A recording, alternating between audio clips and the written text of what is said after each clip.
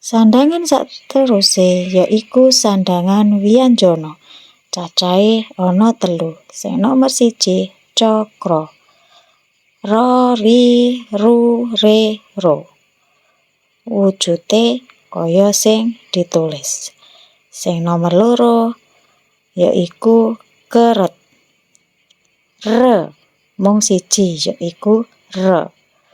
Wujudé kaya sing ditulis. Coba digatekake.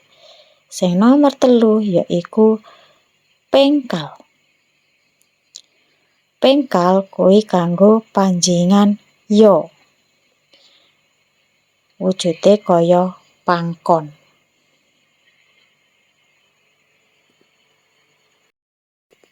Tuladha. Tuladha sandhangan wianjana cakra.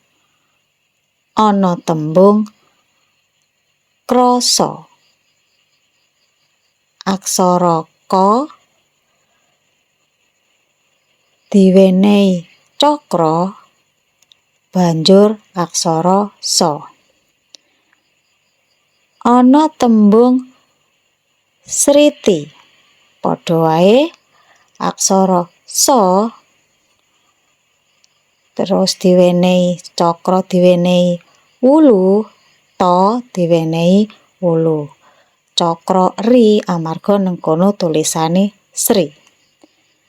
Sandhangan wianjana nomer 2 keret tuladhane yaiku ana tembung kresek. Ana tembung kresek. Aksara ka diwenehi sandhangan wianjana cakra sa pepet ga dipangku. Banjur pengkal. Ana tembung kyai. Aksara ka diwenehi pengkal, ha diwenehi wulu.